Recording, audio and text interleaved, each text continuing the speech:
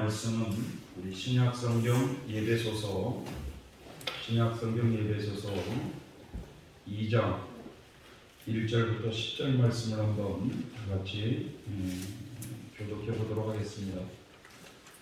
311페이지에 있는 예배소서 2장 1절부터 10절 말씀입니다. 311페이지. 제가 한 절, 여러분들이 한 절 한번 읽어보도록 하겠습니다. 너희의 허물과 죄로 죽었던 너희를 살리셨도다.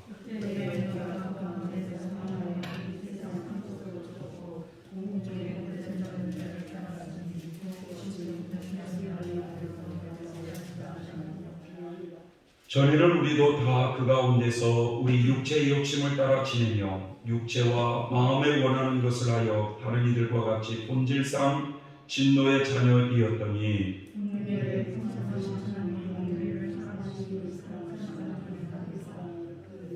허물로 죽은 우리를 그리스도와 함께 살리셨고 너희가 은혜로 구원을 얻은 것이라.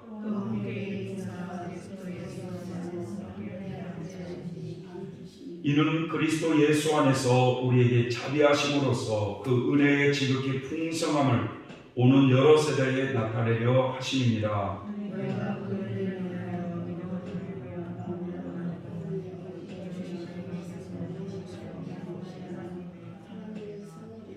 행위에서 난 것이 아니니 이는 누구든지 자랑치 못하게 함이니라. 우리는 그의 만드신 바라 그리스도 예수 안에서 선한 일을 위하여 지으심을 받은 자니 이 일은 하나님이 전에 예비하사 우리로 그 가운데서 행하게 하려 하심이니라. 아멘.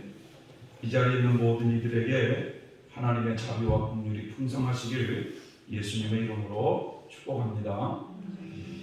오늘 우리들이 읽은 이 본문의 말씀을 중심으로 십자가의 도에 나타난 하나님의 능력이라는 제목으로 설교를 하고자 합니다. 오늘 이 설교 말씀은 우리 신앙생활에 참 중요한 말씀이기도 하지만 굉장히 좀 어려운 말이기도 해요. 이 말이 십자가의 도에 나타난 하나님의 능력. 전라북도 김제에 있는 이 금산교회에는 아름다운 신앙 예비가 있습니다.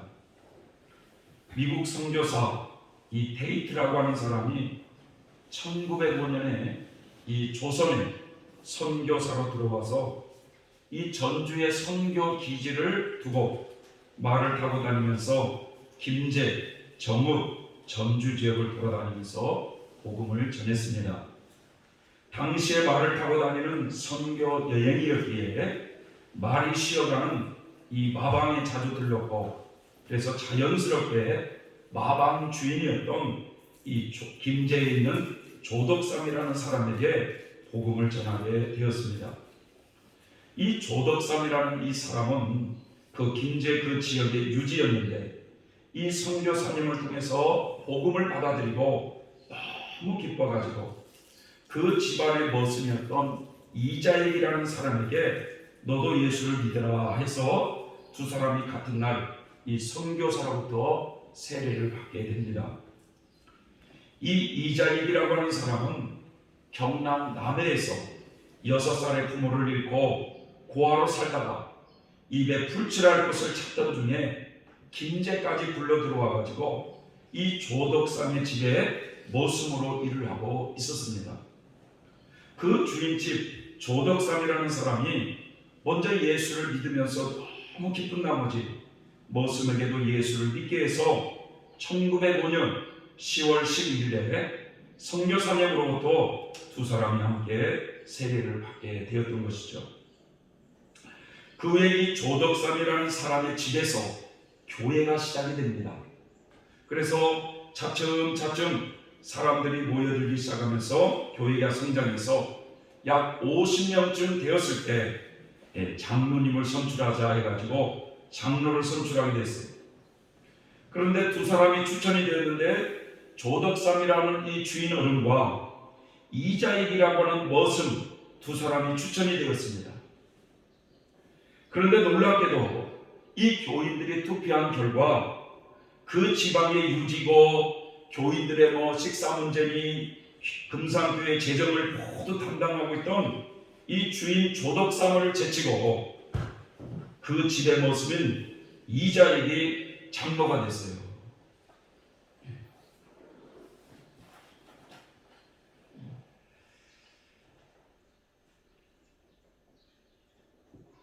주인인 조덕삼이라는 사람이 이 자신의 머슴인 이자익보다 나이가 15살이 더 많습니다. 그럼에도 불구하고 이 머슴인 이자익이 장로가 됐어요. 그러자 이 교인들이 술렁거리고 근심하는 표정이 역력했는데 이 조덕삼의 인품이 얼마나 훌륭한지 하나님의 뜻으로 이걸 알고 이자익 장로를 잘 받들어 교회를 잘 섬기겠다고 인사를 하는 겁니다. 그제야 불안해하던 교인들이 이 조덕삼에게 박수갈채를 보냈다는 것입니다. 그래서 이 두 사람은 집에서는 주인과 머슴의 관계이지만 교회로 따지면 평신도와 장로의 관계가 되었어요. 참 이 조덕삼이라는 분이 인품이 참 훌륭했습니다. 그래서 이 조덕삼이는 그 후에 자신의 머슴이었지만 교회의 장로님이신 이 이자익이라는 장로님을 공부를 시켜야 되겠구나 생각하고 평양신학교로 보냈어요. 그래서 4년 동안 그 장로님이 그 이자익이라는 사람이 모든 학비를 대면서 그 장로님을 공부를 시킵니다.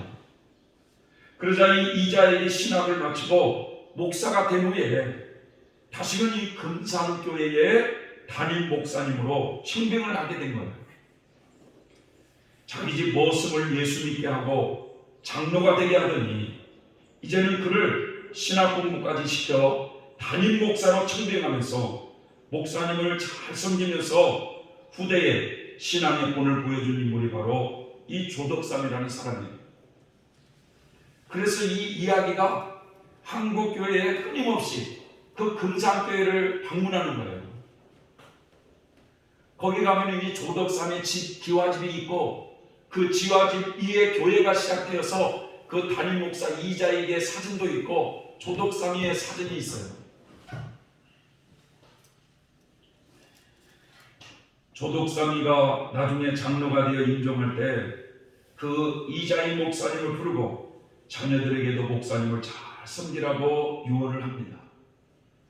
이때 이 이자익 목사님은 울면서 하나님, 어찌 고아가 된 나를 예수 믿게 하고 신학 공부까지 시켜 목사가 되도록 이끄신 이런 장로님 같은 분을 만날 수가 있을까요? 나의 은인이신 장로님 하시며 통곡했다고 그럽니다. 오늘날 교회를 한번 보세요. 목사가 스트레스 받고 암에 걸린 이유가 뭘까요? 장로가 사람 잡아요. 장로가. 그런데 이 목사님, 이자익 조덕삼이라는 이 장로님이 얼마나 인품이 훌륭하면, 그래서 이 이자익 목사님이 나중에 말이죠, 대전 신학대학을 세워요. 대전 신학대학을. 그리고 그 통합 측 교단의 총회장님을 3번까지 역임하면서 그 시골교회에서 목회를 하면서도 총회장님을 3번까지 역임하고 대전 신학대학을 세운 사람이에요. 이자익이. 일찍이 고아가 되고 한 집안의 머슴으로 들어가서 살던 사람이 예수를 믿게 되면서 교회의 장로가 되고 하나님의 은혜로 신학 공부까지 하고 나중에는 목사가 되어 하나님의 일을 하게 되는 이런 모습을 가르쳐 우리는 말이죠, 예수를 믿어 팔자를 고친 인생이라고 말하지 않을까 생각해 볼 수 있습니다. 세상의 그 복의 근원이 되신 예수님을 믿음으로 팔자를 고친 인생이 되었어요. 사실 저와 여러분들 너나 할 것 없이 우리는 예수를 믿음으로 팔자가 고쳐진 인생들이 아닙니까, 여러분? 오늘 우리들이 읽은 이 예배소서 2장 1절부터 10절을 보면 죄와 허물로 죽은 우리를 하나님께서 그리스도와 함께 살리시고 그리스도와 함께 일으키사 그리스도와 함께 하늘 보좌에 앉게 하셨다고 말씀하세요. 그러니까 우리가 예수님을 믿음으로 구원받은 우리들이 어떤 인생으로 변화된 인생인가를 말해주고 있는 이 십자가의 도에 나타난 하나님의 능력을 우리에게 소개해주고 있습니다. 고린도전서 1장 18절에 보면 십자가의 도가 멸망하는 자에게는 미련한 것이요 구원을 얻는 우리에게는 하나님의 능력이 되리라고 말씀하고 있습니다. 그러니까 이 십자가의 도에 나타난 하나님의 이 능력이 믿는 자에게는 아무런 의미가 없어 보이지만 구원 얻는 우리에게는 하나님의 능력이 그 안에 담겨져 있다는 거예요. 그래서 여러분, 저는 오늘 십자가의 도에 나타난 하나님의 능력에 대해서 잠시 생각을 해보고자 하는 것입니다. 이 십자가의 도의 핵심은, 오늘 설교가 좀 어렵다고 그랬죠. 이 십자가의 도의 핵심은 내가 그리스도와 함께 십자가에 죽었고 내가 그리스도와 함께 다시금 부활했다는 거예요. 다시 말해서 내가라고 하는 나의 옛사람이 그리스도와 함께 십자가에 죽었고 그리스도의 부활과 함께 나의 새 사람이 재창조되었다는 이야기입니다. 창세기를 보면 하나님께서는요, 우주 만물을 창조하신 후에 사람을 만드시어 에덴 나원에서 행복하게 살게 해주셨어요. 모든 우주 만물 사람까지 하나님께서 보시기에 매우 아름다웠더라라고 그렇게 말씀하고 계십니다. 먼저 이 하나님께서 창조하신 피조물을 우리가 생각해 볼 수 있는데, 하나는요 해와 달과 별이 있는 저 우주를 창조하셨어요. 저 하늘 별, 그 별들 천체들을 하나님이 창조하셨어요. 그리고 동물이니 식물이니 광물 같은 것을 총체적으로 말하는 만물을 창조하셨어요. 만물을. 그리고 우리 사람을 창조하셨어요. 그런데 중요한 사실은 하나님께서 성경을 통해서 가르쳐 주시기를 이 모든 피조물들이 아담 안에서 창조되었다는 사실이에요. 아담 안에서. 창세기 1장 28절을 보면 하나님이 그들에게 복을 주시며 그들에게 이르시되, 여기서 그들은 아담과 하와를 말하는데, 아담에게 복을 주시며 아담에게 이르시되 생육하고 번성하여 땅에 충만하라, 땅을 정복하라, 바다의 고기와 공중의 새와 땅에 움직이는 모든 생물을 다스리라 하시니라. 이 말씀처럼 아담에게 모든 피조물을 완전히 구속시켰다는 거예요. 그러므로 하나님께서는 아담 한 개인으로만 보시지 않고 모든 피조물을 포함한 포괄적이고 대표적인 이름으로 아담을 보신다는 것입니다.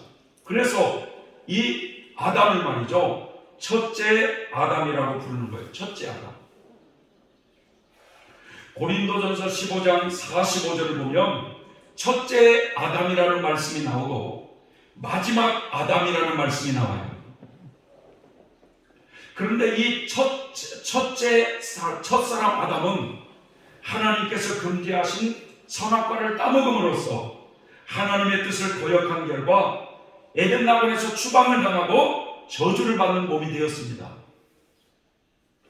첫 번째 아담 한 사람이 범죄하고 저주를 받게 되자 그 아담에게 부속된 모든 피조물들이 동시에 하나님 앞에서 저주를 받게 되었다는 거예요. 다시 말하면 첫사람 아담이 타락할 때 그 인간에게 부속된 모든 피조물들, 하나님이 보시니 저 별을 보니 아름답다라고 하는 창조된 저 우주, 또 만물들이 다 무가치하고 소용없고 죽을 수밖에 없는 불행한 존재가 되어버린 거예요. 아담 한 사람이 타락할 때 저 하늘의 태양이나 달이나 별들도 타락하고 식물도 타락하고 동물들도 다 타락하고 인간의 육체와 성품까지 다 타락하게 되어버린 것입니다. 하나님께서 그렇게 보신다는 거예요. 그래서 예배소서 2장 1절부터 3절을 보면 허물과 죄로 죽은 우리라고 말씀하고 있습니다. 허물과 죄라고 하는 것은 인간 속에 있는 이 자범죄와 원죄를 가르쳐 말하는데, 첫사람 아담이 타락할 때 인간 속에는 이 마귀의 성질인 죄악성이 들어왔기 때문에 그 죄악성 때문에 끊임없이 자범죄를 짓고 살아가는 타락한 인간, 즉 영적으로 죽은 인간이 되어버린 거예요. 그 타락한 인간은 이 세상의 풍속을 쫓으며 살았고 공중의 권세 잡은 자 마귀를 따라 살았으며 그런 인생이다 보니 결국 본질상 하나님의 진노의 자녀들이 되어버린 것입니다. 그런 아무런 소망이 없는 우리 인생을 여러분, 이제 하나님은 마지막 아담으로 이 땅에 오신 예수님을 통해서 그 예수님 안에 그 타락한 모든 피조물을 그 마지막 아담에 담으셔가지고 그리스도를 십자가에 죽이실 때 우리의 옛사람과 함께 모든 피조물들까지 다 죽이셨다는 사실이에요. 이 말씀을 이해하기 위해서는 마지막 아담이라는 단어를 이해할 줄 알아야 돼요. 마지막 아담. 그러니까 이 첫사람 아담은 죄를 불러들여서 모든 피조물을 타락하게 한 사람이라고 한다면 마지막 아담으로 오신 예수님은 모든 죄를 소멸하는 사람으로 오셨다는 거예요. 그래서 고린도전서 15장 45절에 보면 마지막 아담이라는 말이 나오는데 이 단어가 성도들이 옛사람의 죽음에 대한 핵심적인 열쇠라는 거예요. 이 마지막 아담은 예수님을 가리켜 말씀하십니다. 예수님. 그러면 이 마지막 아담이라는 이 단어를 통해서 우리의 옛사람이 죽었다는 사실이 어떻게 관계가 있는지를 한번 생각해 보겠습니다. 하나님께서 첫사람 아담 안에서 창조된 모든 피조물을, 타락한 그 모든 피조물을 예수님 안에 포함시켰기 때문에 예수님을 마지막 아담이라고 부른다는 거예요. 사람들이 예수님을 마지막 아담이라고 부르는 것이 아니라 하나님께서 일방적으로 예수님을 마지막 아담으로 정하시고 부르신다는 거예요. 어떤 사람은 예수님을 간혹 목사님 중에 설교 중에 가만히 들어보면 둘째 아담이라고 말을 하는 사람도 있어요. 둘째 아담. 그 표현은 맞지 않는 것입니다.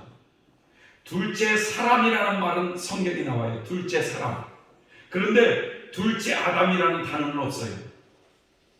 마지막 아담이라고 하는 예수님의 이 이름은 하나님께서 일방적으로 첫째 아담 안에서 저주받은 모든 피조물들, 과거, 현재, 미래, 우주 만물이 없어질 때까지 그 모든 피조물들을 다 포함해서 마지막 아담이 예수님 안에 담으셨다는 거예요.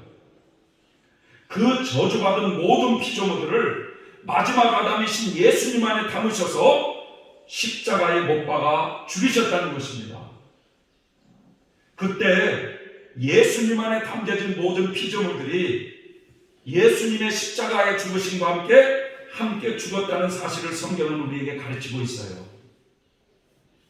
그러므로 우리는 마지막 아담이 되신 예수님 안에서 우리의 옛사람의 모습을 볼 수 있어야 돼요. 우리의 옛사람이 뭡니까? 옛사람. 혈기내고, 욕잘하고, 음란하고, 거짓말 잘하고, 아집적이고, 세상 정욕적으로 똘똘 뭉친 부패한 우리의 자신이 모두 마지막 아담 안에 담겨져 있다는 거예요. 이와 같이 악한 생활을 하도록 하는 우리의 옛사람이 예수님께서 십자가에 못 박아 죽으셨기 때문에 그때 우리도 함께 그 옛사람이 죽었다는 얘기예요. 따라서 성도들은 마지막 아담으로 예수님이 십자가에 못 박아 죽으셨을 때 모든 피조물이 죽은 거예요. 우리의 옛사람도 함께 죽었다는 사실을 이것을 알고 믿으면 되는 거예요. 자, 성경에 뭐라고 말씀하느냐?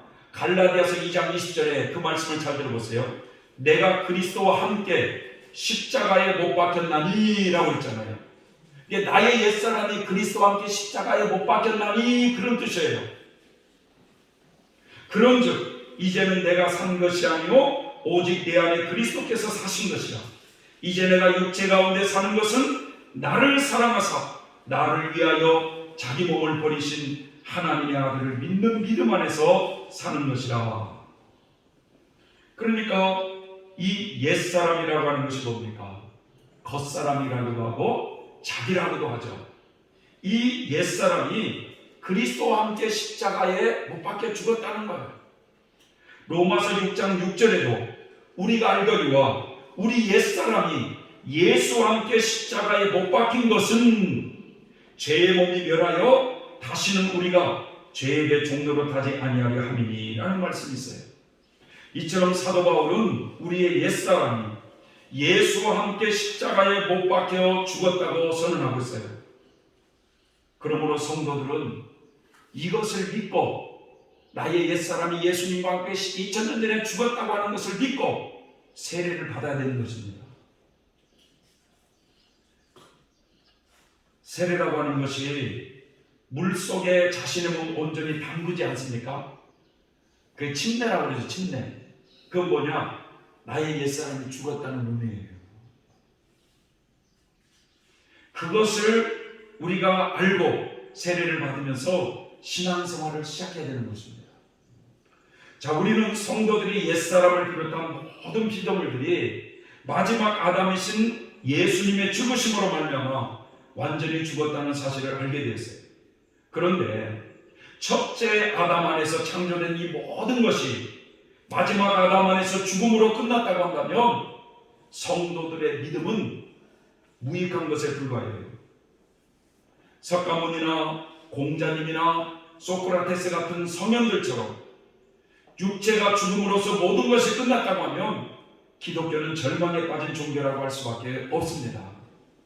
자, 이렇게 절망에 빠진 모든 사람들을 위해 하나님은 큰 축복을 준비하고 계시는데 그것은 십자가에 못 박혀 죽으셨던 예수님을 하나님께서 죽으신 지 사흘 만에 다시금 부활시키셨다는 거예요. 그래서 이 예수님의 부활은 단순히 예수님 한 사람의 부활을 의미하는 것이 아닙니다. 예수님의 이 부활은 모든 것을 새롭게 하는 재창조의 의미가 담겨져 있다는 거예요. 그래서 예수님의 이 부활의 몸은요, 다시는 죽을 수 없는 신령한 몸으로 재창조된 몸입니다. 이 부활의 몸은 무슨 질병에 걸릴 염려도 없고 죽을 염려도 없고 음식을 먹어도 배설물을 만들어내는 일도 없는 아주 이 신령한 몸으로 재창조된 몸이라는 거예요. 가로막혀 있는 벽과 잠겨있는 문이라도 자유롭게 통과할 수 있는 그런 몸이에요. 시간과 공간을 초월해서 생활할 수 있는 아주 신령한 몸이 부활의 몸이에요. 예수님의 부활의 몸이 바로 그런 몸이라는 것입니다. 성경은 이렇게 말합니다. 육의 몸이 있은즉, 우리의 육의 몸이 있은즉 신령한 몸이 있느니라라고 그랬어요. 이 신령한 몸이 뭐냐? 부활의 몸이에요. 그러니까 마지막 아담으로 오신 예수님 안에 모든 타락한 우주와 만물과 그리고 사람들의 육체와 사람의 성품까지도 예수님의 십자가의 죽으심과 완전히 죽어져 없어져 버렸다는 사실이었죠. 마지막 아담으로서 모든 피조물을 포괄적으로 담아서 죽었던 그것들을 이제는 예수님의 부활을 통해서 모든 피조물들을 새롭게 재창조하신 것이므로 부활하신 예수님 안에 재창조된 새로운 만물, 새로운 우주, 성도들의 새로운 몸, 새로운 성품은 어디에 창조되어 있느냐 이거예요. 이게 예수님의 부활과 함께 모든 것이 재창조되었는데, 죽었던 만물들이, 모든 피조물들이 재창조되었는데 그 예수님이 재창조한 그 모든 것들이 어디에 있느냐 이거예요. 계시록 21장에 보니까 새하늘과 새 땅을 보여주십니다. 바로 신천신지에 재창조되어 있다는 거예요. 신천신지. 그래서 천국이 완성된 신천신지에 여러분 모든 성도들이 들어가게 되면 어떤 일이 일어나냐? 모든 성도들은 그곳에서 부활의 몸을 입게 되어 있어요. 재창조된, 그리스도 안에서 재창조된 부활의 몸을 입게 되어 있어요. 그 몸은 병도 걸리는 몸이 아닙니다. 신령한 몸이에요. 그리고 우리 인간을 위해서 새롭게 재창조된 모든 만물을 거기서 누리면서 영생 공락을 누리게 되어 있는 것입니다. 부활하신 예수님으로 말미암아 이 재창조된 것에 대해서 예를 들어보면 새하늘과 새 땅인 신천 신지 안에는요 아름다운 산천초목들이 있어요. 산천초목 믿습니까 여러분? 그러니까 천국에 이제 조금 맛만 경험했던 사람들이 천국의 뜰이라고 하는 곳에 가보니까 이 세상에 볼 수 없는 그런 꽃들이 나비들이 수없이 펼쳐져 있다고 말하고 있지 않습니까? 여러분, 그러니까 이렇게 아름다운 산천초목들을 비롯해서 수많은 과일나무나 아름다운 자연환경, 새롭게 창조된 집이나 아름다운 식물들이나 동물들, 새로운 만물들이 다 준비가 되어 있다는 거예요. 그런데 선생님이 그런 말씀하시잖아요. 그 새롭게 재창조된 천국에는 뱀은 없더라. 인간들이 징그러워하고 싫어하는 그런 무서운 짐승들은 없더라 하는 거예요. 구원받은 모든 성도들이 영생 복락을 누리며 살아가는데 필요한 모든 것들이 새하늘과 새 땅인 저 신천 신지에 재창조되어 예비되어 있다는 거예요. 국률에 풍성하신 하나님이 우리를 사랑하신 그 큰 사랑을 인하여 허물로 죽은 우리를 그리스도와 함께 다시금 살리셨다는 거예요. 그래서 구원 얻은 성도들은 이제 그리스도와 우리는요 떨어질래 때려질 수 없는 관계가 돼버린 거예요. 우리는 자 예수 믿는 사람을 그리스도인이라고 말하고 있잖아요. 그리스도인 이 말이 무슨 뜻입니까? 그리스도께 붙어있는 사람이라는 거예요. 붙어있는 사람 예수님과 떼야 뗄 수 없는 사람이라는 거예요.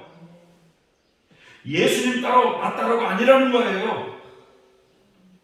우리의 의지와는 상관없이 하나님께서는 옛 창조에 관한 것은 마지막 아담 안에 모두 담으셔서 죽이시고 난 후에 부활하신 그리스도 안에 모든 것을 새롭게 재창조에 놓으셨다는 거예요. 어디에다 재창조에 놓으셨느냐? 신천신재인 새하늘과 새 땅에 재창조에 놓았다는 거예요. 그래서 계시록 21장 1절에 보면 또 내가 새하늘과 새 땅을 보니 처음 하늘과 처음 땅이 없어졌고 바다도 다시 있지 않더라. 4절부터 6절에 보니까 모든 눈물을 그 눈에서 씻기심에 다시는 사망이 없고 애통하는 것이나 곡하는 것이나 아픈 것이 다시 있지 아니하리니 처음 것들이 다 지나갔습니다. 보좌에 앉으시니가 가라사대 보라 내가 만물을 새롭게 하노라 라고 했어요. 모든 만물을 새롭게 창조하셨다는 거예요.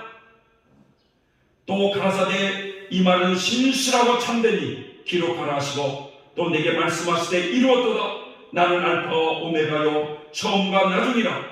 내가 생명수생물로 목마른 자에게 값을 주리니 이기는 자들에게는 이것들을 유업으로 주시리라 라고 말씀하고 있어요.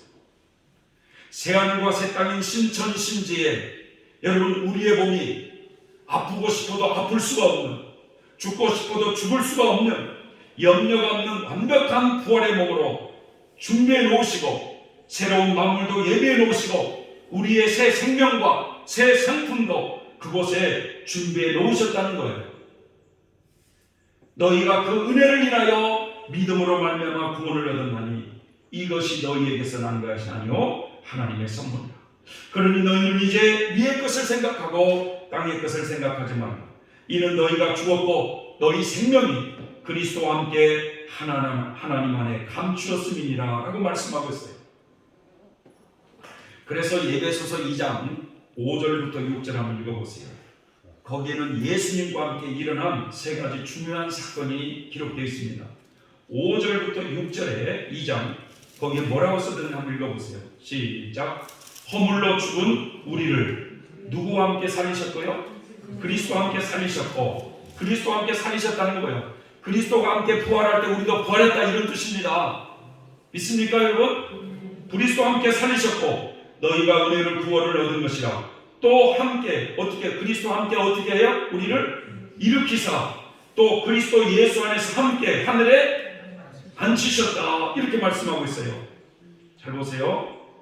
그리스도와 함께 살리시고 그리스도와 함께 우리를 일으키시고 그리스도와 함께 우리를 하늘에 앉히셨다는 거예요. 예수님이 살아나실 때 우리도 그와 함께 살아났고, 예수님이 일어나실 때 우리도 그와 함께 일어나고, 예수님이 하늘에 올라가 하나님 보좌 우편에 앉으셨을 때 우리도 그와 함께 앉으셨다는 거예요. 이건 하나님이 일방적으로 그렇게 하셨다는 거예요. 그러므로 예수님의 죽음이 나의 죽음이 되고, 예수님의 부활이 나의 부활이 되고, 예수님의 승천이 나의 승천이 되고, 예수님이 하나님 보좌 우편에 앉으심이 나의 앉으심이 된다라는 거예요. 우리가 그리스도와 함께 하늘에 앉으신 바 되었다는 의미가 무슨 뜻이겠습니까, 여러분? 인간이 처음 창조됐을 때 땅에 충만하여 땅을 정복하고 땅을 다스릴 자로 지음을 받았습니다. 이 모든 피조물들을 관리하는 지배자로 받았어요. 우리 인간을. 그러나 인간의 죄와 타락은 그 통치의 능력을 어떻게 버렸어요? 상실해 버렸고, 세상이 오히려 인간을 지배하게 되어버렸어요. 네? 타락한 결과. 그러나 우리가 예수님을 믿음으로 구원을 받게 되자 우리가 하늘의 시민권을 다시 얻게 되고, 하나님의 자녀가 되어 하나님 아버지와 함께 다시 만물을 다스리는 그런 자리로 앉혀주셨다는 거예요. 어디서요? 저 신천 신지에서. 그런데 우리는 2000년 전에 일어난 이 구원의 사건, 예수님의 죽으심과 살아나심과 승천과 하나님 보좌 우편에 앉으심은 부인할 수 없는 역사적인 사건이지만, 그것이 21세기를 사는 우리가 태어나기도 전에 우리 밖에서 우리를 위해서 일어난 사건이기 때문에 우리는 그것을 나의 경험으로, 나의 사건으로 느끼지 못하고 있다는 거예요. 과거 역사 속에서 일어난 사건이요, 2000년 전에 일어난 사건이고, 그리스도에게 일어난 사건이기 때문에 그것이 나의 사건으로 나의 죽음이 되고 나의 부활이 되고 나의 하늘 보좌 우편에 앉는 놀라운 사건으로 이해를 하지 못하고 있다는 사실이에요. 이것이 잘 와닿지 않는다 하더라도 여러분, 그리스도의 십자가의 죽으심과 부활은 나를 위한 일어난 사건이기 때문에 우리는 그것을 믿음으로 받아들여야 되는 것입니다. 그것을 믿으면 구원을 얻게 되는 거예요. 그래서 구원은 내가 노력해서 얻는 것이 아니라 하나님이 주신 그 선물을 받아들이는 겁니다. 받아들이는 거예요. 그런데 여기서 중요한 한 가지는요, 마지막 아담이신 예수님께서 죽으셨을 때에 모든 피조물들이 어떻게 됐다고 했어요? 함께 죽었다고 했죠. 그런데 사람의 영혼만큼은 죽을 수가 없어요. 사람의 영혼. 인간의 영혼은 죽어야 안 죽어요? 안 죽잖아요. 불멸의 존재로 지어졌기 때문에 죽을 수가 없는 거예요. 사람의 영혼만큼은. 베드로전서 3장 18절부터 19절에 말씀하시길, 그리스도께서도 한 번 죄를 위해서 죽으사 의인으로서 불의한 자를 대신하셨으니 이는 우리를 하나님 앞으로 인도하려 하심이라. 육체로는 죽임을 당하시고 영으로는 살리심을 받으셨으니 저가 또한 영으로 옥에 있는 영들에게 전파하시니라 라는 말씀이 있습니다. 예수님께서도 마지막 아담으로 십자가에 죽으셨지만 예수님의 영혼은 죽었어요? 안 죽었어요? 안 죽었다는 거예요. 영혼은 죽는 것이 아니기 때문에. 그래서 육체와 함께 죽은 것이 아니라 옥에 있는 영들에게, 예수님의 영혼이 옥에 있는 영들에게 가셔서 복음을 전파했다고 말하고 있듯이, 예수님께서 마지막 아담으로 죽으셨을 때 모든 피조물들이 함께 죽었지만 사람의 영혼만큼은 죽은 것이 아니라는 사실이에요. 죽지 않았어요. 그래서 이 타락한 인간의 영혼은, 여러분, 타락한 인간의 영혼에 뿌리 박혀 있는 이 죄악성과 이 정욕을 정결케 하기 위해서 하나님은 40년 광야 연단 과정을 허락하셔서 인간의 영혼을 마음과 임시를 정결케 하시려고 계획하셨다는 거예요. 그래야 정결해졌을 때 새 생명이 주어지게 되는데, 이 새 생명이라고 하는 것은 하나님의 생명, 예수님의 생명을 의미하고, 그 하나님의 생명이 내주 합일될 때 비로소 하나님의 새 성품이 우리 안에 임하게 되는 것입니다. 우리 인간의 영혼이 새 생명으로 거듭나기 위해서는 하나님께서는 먼저 광야 연단을 받게 하셨다는 것. 그래서 점진적으로 광야 연단 과정을 통과하면서 우리 영혼의 마음과 인식이 정결해진 후에 새 생명을 받게 된다는 거예요. 이 새 생명에 대해서는 요한계시록 2장 7절을 보면 이기는 자에게는 하나님의 낙원에 있는 생명나무의 과실을 주워 먹게 하리라 라고 하셨어요. 이 땅의 지배자인 마귀와 세상과 역경과 싸워 이긴 성도들은 이 땅에서 이러한 예수님의 새 생명을 받게 된다는 거예요. 이긴 자들은 예수님의 생명을 그 이긴 자들이 받게 되니까 그 새 생명 안에 담겨져 있는 새 성품이 그들에게 주어져서, 여러분, 예수님의 새 성품이 그 마음속에 이루어지니까 더 이상 죄를 지을 수 없는 새 성품이 변화되는 거예요. 그래서 이 교회 시대 이긴 자들은 이 땅에서 광야 연단 과정을 다 받았기 때문에 새 생명을 받아서 새 성품을 소유하며 살아가는 것입니다. 그리고 이분들은 예수님 공중 강림하실 때 그때 부활의 몸, 신령한 몸을 입어요. 신령한 몸. 그러나 나머지 모든 성도들은 어디 가서 새 생명과 새 성품과 이 부활의 신령한 몸을 입게 되느냐? 저 신천 신지에서 그것을 받아 누리게 되어 있다는 거예요. 일반적으로 이 새 생명, 예수님을 믿으면 말하죠. 어떻게 생각해요? 곧바로 그 새 생명이 우리에게 들어온 줄 알아.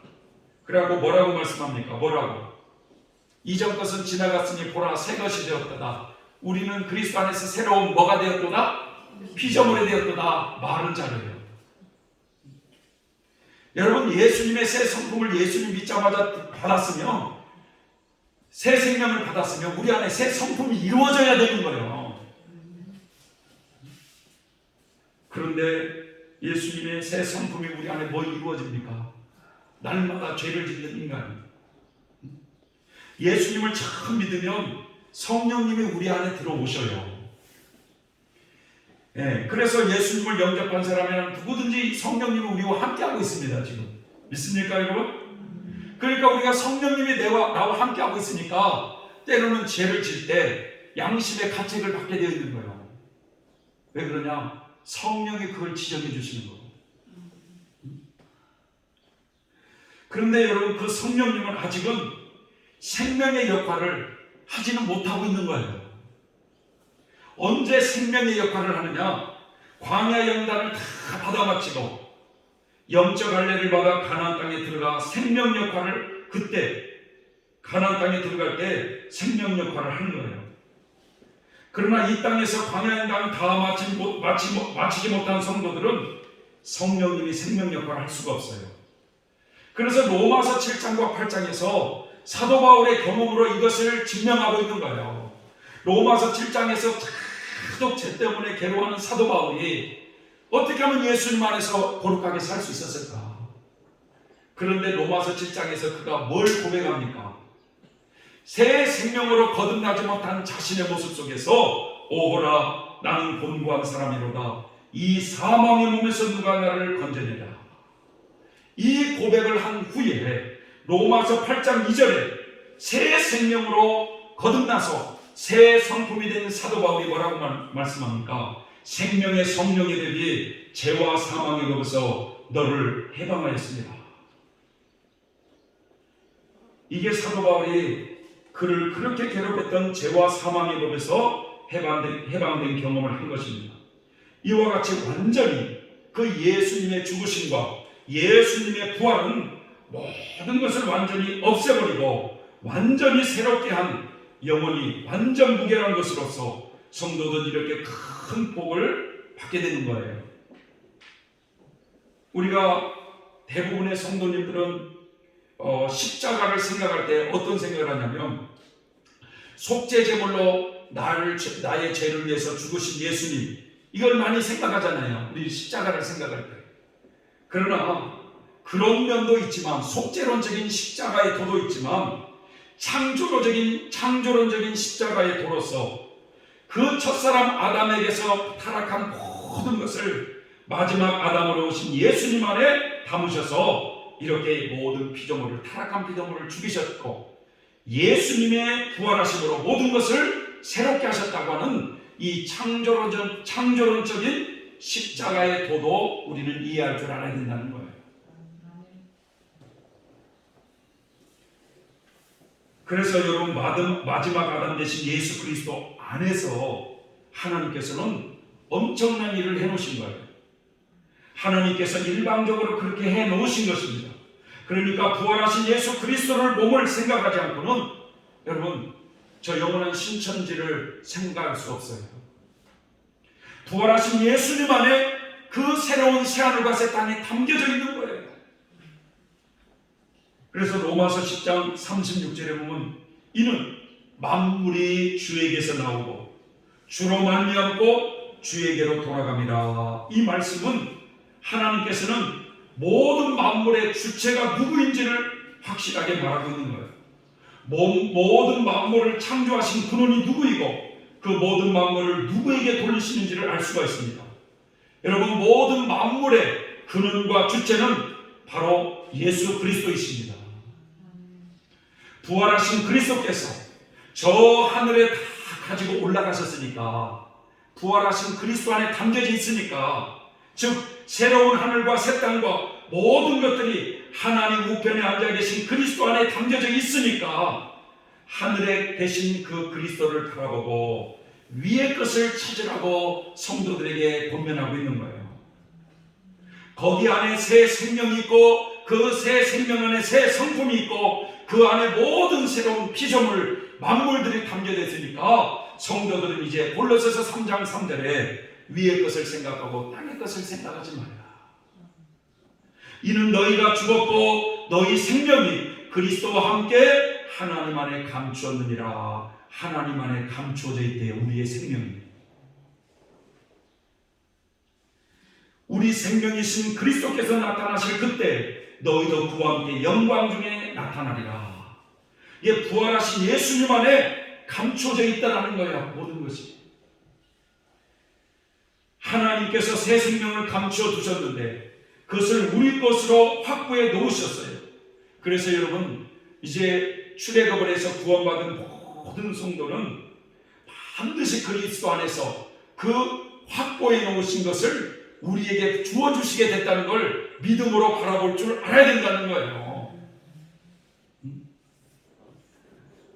그런데 이런 것들, 이런 새 생명을, 새 성품을 언제 두시느냐?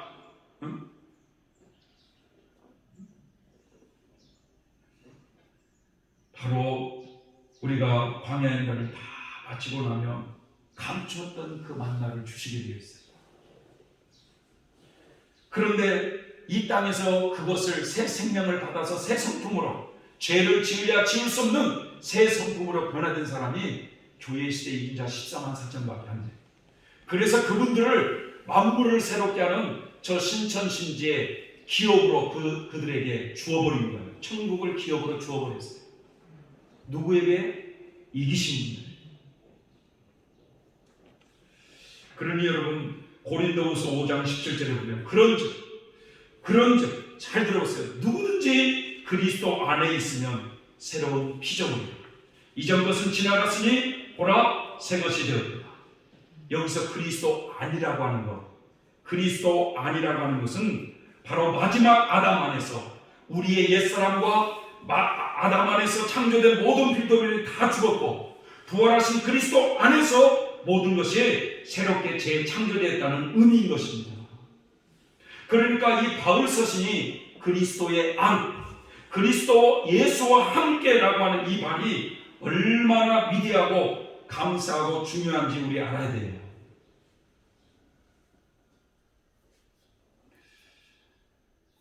제가 어려운 말씀이라고 그랬잖아요. 그 사람이 죽은 거하고 나하고 무슨 상관이요?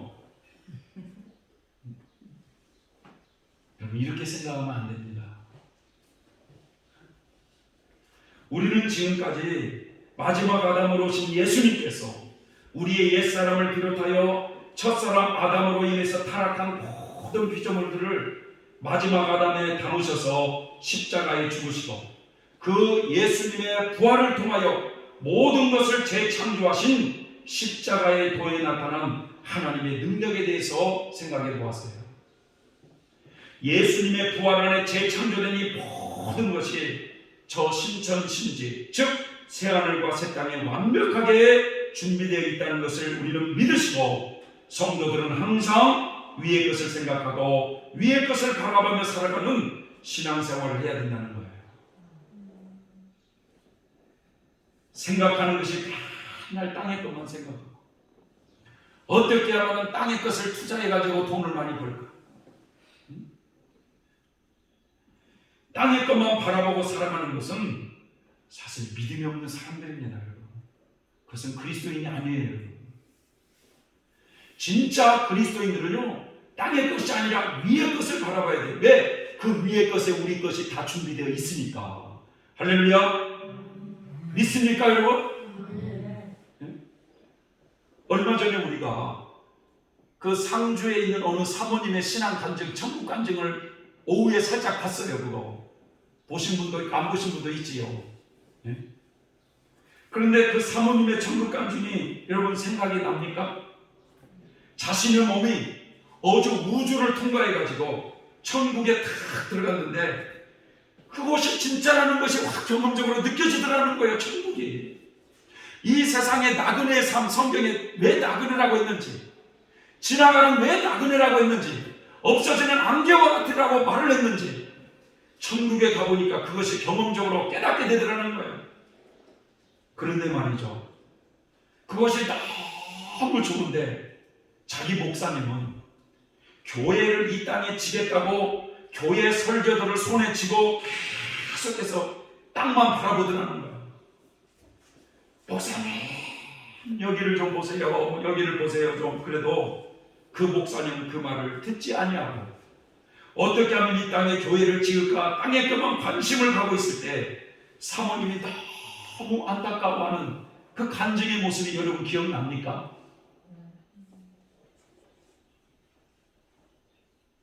우리가 어찌 보면 그런 모습이에요. 예수 그리스도의 부활을 통해서 모든 것을 새롭게 재창조해 주시고, 우리가 이제 그 재창조해 주신 그 나라에서 모든 만물을 다스리면서 영생 복락을 누릴 수 있도록 하나님이 예비해 놓으셔서 그 나라와 그의 의를, 그리고 그 위의 것을 바라보라고 우리에게 촉구하고 있는데, 여전히 우리는 그와는 상관없이 땅의 것만을 바라보며 무엇을 먹을까 무엇을 입을까 깎아가면서 살아가는 이런 모습을 주님이 바라봤을 때 얼마나 안타까우시겠습니까? 사랑하는 성도 여러분, 우리는 이 땅에 무엇을 하든지 간에 항상 위의 것을 생각하고 그것이 진짜임을 기억하고 위의 것을 바라보는 신앙인이 되었으면 좋겠습니다. 기도하겠습니다. 사랑의 하나님 아버지, 감사합니다.